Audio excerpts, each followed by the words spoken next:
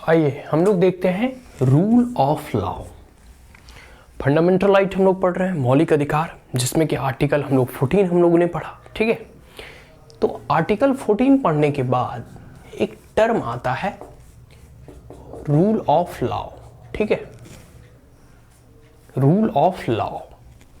तो कभी कभी क्लास में बहुत सारे विद्यार्थी स्टूडेंट्स ये पूछते हुए पाए जाते हैं कि what you understand by rule of law, या टीचर ही आपसे पूछ लिया कि रूल ऑफ लॉ से क्या समझते हैं। रूल ऑफ लॉ, कानून का राज। बहुत बार देखो ऐसा इंसिडेंट सुनने को मिलता है कि बहुत लोग जो प्रोटेस्ट करते हैं, एजिटेशन करते हैं ना, मतलब आंदोलन करते हैं, कहते हैं कि भाई यहाँ तो कानून का राज ही नहीं है, यहाँ सरकार मनमानी तरीके से किसी को भी गिरफ्तार कर रही है, किसी को भी जेल में डाल रही है, जैसे इमरजेंसी के दौरान हुआ था। तो वो एक प्रकार का कह सकते हैं ना कि इमरजेंसी जो लगाया गया था, आपातकाल जो इंदिरा गांधी के टेन्यूर में लगाया गया था, वहाँ रूल ऑफ लॉ नहीं था। मतलब जिसको जो मन में आ रहा है कर रहा है, सरकार कुछ कह रही है, कह सकते हैं पुलिस किसी को भी कभी भी बंद कर रही है, कह देती है कि ऊपर से ऑर्डर है, सीनियर का ऑर्डर है। तो एक प्रकार से रूल ऑफ लॉ वहाँ नहीं था, मतलब कानून का राज ना होना। ठीक है, वही है rule of law. Rule of law कहते हैं कि यहाँ कानून का राज हो, जहाँ कोई भी चीज़ें जो है कानून के हिसाब से चलती हो, नियम के हिसाब से चलती हो, और वह नियम वहाँ की कोर्ट, वहाँ की पार्लियामेंट के द्वारा स्थापित किया गया हो। ठीक है, यह एक प्रकार से रूल ऑफ लॉ कह सकते हैं। रूल ऑफ लॉ, रूल मतलब होता है शासन करना। देखते हो, कहता है अरे भाई वहाँ के रूलर कौन है, वहाँ के शासक कौन है, सम्राट कौन है, मतलब वहाँ के प्रधानमंत्री कौन है, रूलर, जो शासन करता हो, शासन व्यवस्था का संचालन जिसके हाथों में, रूलर ऑफ लॉ। तो मतलब उस जगह का शासन जहां नियम से चलता हो, लॉ से चलता हो, कानून से चलता हो। रूल ऑफ लॉ, कानून से चलाई गई शासन व्यवस्था या राज्य या वो जगह, वो टेरिटरी, वो भूभाग, वो स्टेट, वो नेशन। Rule of law. ठीक है, क्लियर हो गया। यह जो कॉन्सेप्ट है ना, इक्वलिटी बिफोर लॉ, जो हम लोगों ने अनुच्छेद 14 में पढ़ा, ठीक है, is an element of concept of rule of law. तो इक्वलिटी बिफोर लॉ जो हम लोगों ने प्रीवियस वीडियो में पढ़ा, उसे आप देख सकते हैं। इक्वलिटी बिफोर लॉ मतलब कानून की नज़र में समानता, यह एक तत्व है रूल ऑफ लॉ का, कानून का राज का एक तत्व है, एलिमेंट है। ठीक है, propounded bye A.B. Dicey, British jurist. इस कॉन्सेप्ट को, रूल ऑफ लॉ की जो अवधारणा है या कॉन्सेप्ट जो है, एक बहुत बड़े एमिनेंट जूरिस्ट मतलब न्यायाधीश A.B. डाइसी के द्वारा स्थापित किया गया था, प्रतिपादित किया गया था। ठीक है, rule of law, A.B. Dicey, British jurist. ठीक है, मतलब ब्रिटेन के जूरिस्ट थे, न्यायाधीश थे, ब्रिटिश मेंबर्स थे कह सकते हैं, या एक प्रकार से ब्रिटिश सिटीजन थे। क्लियर हो गया। तो इन्होंने रूल ऑफ लॉ का कॉन्सेप्ट और अवधारणा दिया, जिसके अंतर्गत 3 प्रमुख एलिमेंट थे, 3 प्रमुख तत्व थे, जिसको उन्होंने डिस्क्राइब किया। तो जब आप रूल ऑफ लॉ कहीं भी डिस्क्राइब करेंगे तो ये तीनों एलिमेंट्स आप वहाँ पुट कर सकते हैं। ठीक है, जिससे कि आपकी आंसर्स की, उत्तर की क्रेडिबिलिटी अधिक बढ़ जाएगी। पहला है absence of arbitrary power.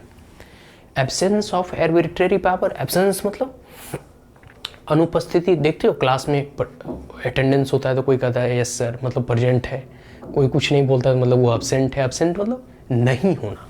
Arbitrary मतलब मनमानी तरीके से, पावर मतलब शक्ति। अब जैसे मैंने उदाहरण दिया कि सरकार इमरजेंसी में क्या कर रही थी, सारे अपोजिशन को बंद कर दिया जेल में, मतलब मनमानी तरीके से, बिना कोई मतलब इशू का भी, क्योंकि वो सिर्फ सरकार की आलोचना कर रहे थे या एजिटेशन कर रहे थे, जयप्रकाश नारायण के समर्थक थे। तो एक प्रकार से एब्सेंस ऑफ आर्बिट्रेरी पावर मतलब मनमाने तरीके से जो लिया गया निर्णय था, या मनमाने तरीके की जो शक्ति है। एक बार सरकार जो शक्ति है, सत्ता में बैठ जाती है, तो होता है कि सत्ता का अहंकार उन्हें पकड़ लेता है। कोई ही एक ऐसा शासक होगा जिन्हें की सत्ता का और शक्ति का अहंकार ना हुआ होगा, लेकिन शक्ति आने के बाद अहंकार होना कोई बड़ी चीज नहीं है, हो ही जाता है। ये सत्ता का नशा ही ऐसा है। तो एब्सेंस ऑफ आर्बिट्रेरी पावर, कोई भी मनमाने तरीके की शक्ति, रूल्स एंड रेगुलेशन का ना होना, जो मन में आ रहा है कर रहा है, जो मन में, पहले राज व्यवस्था में क्या होता था, जो राजतंत्र था, मोनार्की था, जो मतलब जो किंग ने कह दिया वही नियम हो गया, किंग से अब कोई नहीं है, जो बना दिया, जो किंग बोल दिया वो नियम हो गया, से कानून हो गया। तो वही है एब्सेंस ऑफ आर्बिट्रेरी पावर, किसी भी मनमाने तरीके से, कोई भी मनमानी शक्तियों का अभाव ही रूल ऑफ लॉ है। और जहाँ रूल ऑफ लॉ होगा वहाँ आर्बिट्रेरी पावर नहीं होगा, और एक प्रकार से वहाँ कानून का राज होगा। सारे के सारे फैसले कानून और नियमों के आधार पर लिए जाएंगे। No man can be punished, कोई भी व्यक्ति को पनिश नहीं किया जा सकता है except for the breach of law. जैसे नियम बना दिया, ठीक है, कि लाल बत्ती जैसे ही होगी, ट्रैफिक रूल्स है कि जब रेड सिग्नल होगा तो आपको रुक जाना है। अब जो व्यक्ति रेड सिग्नल हुआ रुक गया, वो उन्होंने अपनी गाड़ी रोक ली, उस पर कोई फाइन नहीं होगा, उस पर कोई पनिशमेंट नहीं होगा। लेकिन वैसे व्यक्ति जो रेड सिग्नल होते हुए देखते हो, कुछ होते हैं कि जल्दी जल्दी के चक्कर में पार कर जाते हैं, उसे पनिशमेंट दिया जाएगा, उस पर उसे दंडित करने का प्रयास किया जाएगा। तो कोई भी ऐसे व्यक्ति, नो मैन, कोई भी ऐसे व्यक्ति को पनिश ना किया जाए जो नियम को पालता हो। मतलब जो अभी रेड सिग्नल हुआ रुक गया, उस व्यक्ति को अगर आप फाइन कर देंगे, मतलब ट्रैफिक पुलिस वाला अगर फाइन मार देता है, तो ये कह सकते हैं एक प्रकार का अन्याय हुआ। तो जहाँ रूल ऑफ लॉ होगा वहाँ नियम को जो मानता है, जो नियम को पालन करता है, जो अच्छे रूल ऑफ लॉ को फॉलो करता है, उसे पनिशमेंट नहीं दिया जाएगा। अब जैसे कोई व्यक्ति है, कोई इनोसेंट है, साधारण अपने जीवन यापन जी रहा है, उसको कोई कुछ नहीं कर सकता, कोई उसे पुलिस पकड़कर बंद नहीं कर सकती। लेकिन जो कोई क्राइम करता है उसकी तो भाई है, कोई किसी का मर्डर करता है उसको तो पनिशमेंट मिलना ही चाहिए। तो यही है, no man can be punished except for breach of law. अगर आप कोई भी नियम कानून का उल्लंघन नहीं करते हैं तो आपको कभी भी पनिशमेंट नहीं दिया जाना चाहिए।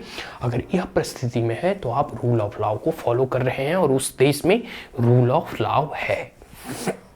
आगे है इक्वलिटी बिफोर लॉ, मतलब इक्वलिटी, समानता, कानून की नज़र में समानता। यह दूसरा एलिमेंट है जो कि एबी डाइसी ब्रिटिश ज्यूरिटिस्ट के द्वारा यह बताया गया है। रिच और पुअर हो, कोई भी गरीब आदमी हो, अमीर आदमी हो, कोई नेता हो, मंत्री का बेटा हो या फिर कोई सामान्य जन हो, सब जो है इक्वल है कानून की नज़र में। इसलिए देखते हो बहुत सारे ऐसे नेता मंत्री भी जेल चले जाते हैं। कोई ऐसा कर कोई क्राइम कर दिया, कोई करप्शन ले लिया, बड़े बड़े अधिकारी जेल चले जाते हैं। तो कानून की नज़र में सब बराबर है, गरीब हो, अमीर हो, काले हो, गोरे हो, इस कास्ट से बिलोंग करते हो, उस क्लास से बिलोंग करते हो, अरुणाचल प्रदेश से बिलोंग करते हो, तमिलनाडु से बिलोंग करते हो, गुजरात से बिलोंग करते हो, नागालैंड से बिलोंग, जो नियम को पालता है या फिर जो उसका पालन करता है उसे कुछ नहीं होगा, जो नियम का उल्लंघन करेगा उसे जेल जाना पड़ेगा। तो वही है इक्वलिटी बिफोर लॉ, कानून की नज़र में सभी समान हैं, चाहे कोई भी हो, ठीक है। And ordinary law of land and equal subjection to all citizen by court. जो भी नियम कानून है इस देश का, इस लैंड का, इस कॉन्स्टिट्यूशन में जो भी नियम प्रोवाइड किए गए हैं उससे एभव कोई नहीं है, और कोर्ट के द्वारा सभी को समान दृष्टिकोण से, समान सब्जुगेशन के नज़रिए से देखा जाता हो। कहने का मतलब है कि कोई नेता हो या मंत्री हो, कोर्ट फैसला सुनाएगी तो उसका पालन करना ही होगा और उसे जेल में डालना ही होगा। आगे है primacy of the right of individual, primacy of the right of individual. Primacy मतलब प्राथमिकता, राइट मतलब अधिकार, इंडिविजुअल मतलब कोई एक व्यक्ति। देखिए, एक एक व्यक्ति से मिलकर राष्ट्र बनता है, स्टेट बनता है। तो primacy of the right of individual, कोई एक व्यक्ति के अधिकारों का सुरक्षा भी उतना ही महत्वपूर्ण है। तो प्राइमेसी, आपको प्राथमिकता देना होगा एक एक इंडिविजुअल का। मतलब ऐसा नहीं कि एक एक व्यक्ति को आपको पूछना होगा कि आपके अधिकारों का हनन तो नहीं हो रहा, नहीं।